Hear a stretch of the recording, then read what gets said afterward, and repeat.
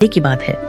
एक समृद्ध राज्य में हरिपाल नाम का एक साधारण लेकिन अत्यंत चतुर किसान रहता था, जो अपनी छोटी सी खेती पर मेहनत करके ईमानदारी से जीवन बिताता था।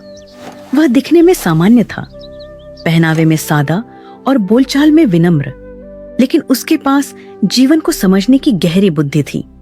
इसलिए गांव के लोग अपने झगड़े, फैसले और समस्याएं उसी से पूछते थे।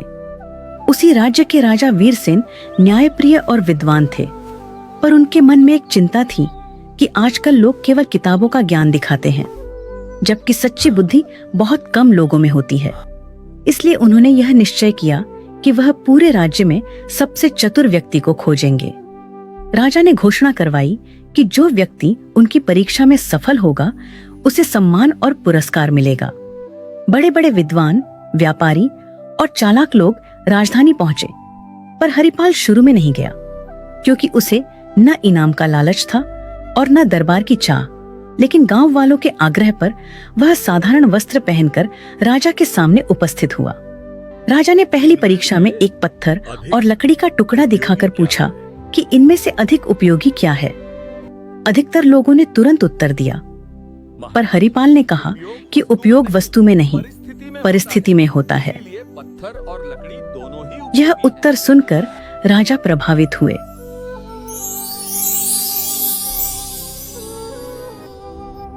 दूसरी परीक्षा में राजा ने पानी का घड़ा और सोने की थैली रखकर पूछा कि प्यासा मुसाफिर क्या चुनेगा।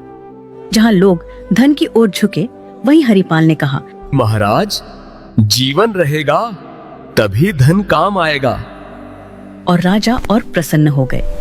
अब तीसरी और सबसे कठिन परीक्षा आई। राजा ने आदेश दिया कि सभी लोगों को एक रात महल के बगीचे में रहना होगा और सुबह तक ऐसा फल लाना होगा जो न जमीन पर गिरा हो और न ही बहुत ऊंचाई पर हो। साथ ही किसी भी पहरेदार को नाराज नहीं करना होगा। बाकी सब लोग इस परीक्षा को नामुमकिन मानकर पीछे हट गए, पर हरिपाल ने हार नहीं मारी। रात भर सोचने के बाद हरिपाल को समझ आया कि राजा ने यह नहीं कहा था कि फल केवल पेड़ से ही तोड़ा जाए, बल्कि यह कहा था कि फल न तो जमीन पर गिरा हो और न ही बहुत ऊंचाई पर हो। सुबह होते ही उसने महल के बगीचे में लगे फूलों के पौधों और झाड़ियों को ध्यान से देखा। तभी उसकी नजर एक अंगूर की बेल पर गई, जो दीवार के सहारे छड़ी हुई थी। उस पर फल यानी अंगूर जमीन से ऊपर था, लेकिन किसी ऊंचे पेड़ पर नहीं। हरिपाल ने पहरेदारों से विनम्रता से पूछा कि क्या वह उस बेल के पास जा सकता है, क्योंकि वह राजा की आज्ञा का पालन कर रहा है।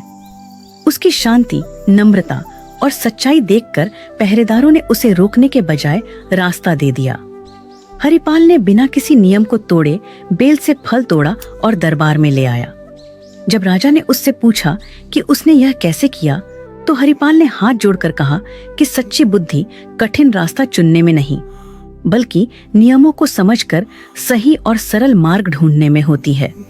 यह सुनकर राजा वीरसेन अत्यंत प्रसन्न हुए और उन्होंने घोषणा की कि हरिपाल ही सच्चा चतुर है, क्योंकि उसने ज्ञान, धैर्य और व्यवहार तीनों का संतुलन दिखाया है।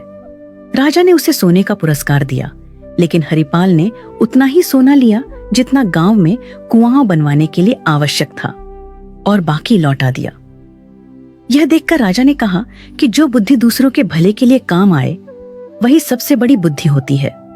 हरिपाल सम्मान के साथ अपने गांव लौट आया और पहले की तरह सादगी से जीवन जीने लगा।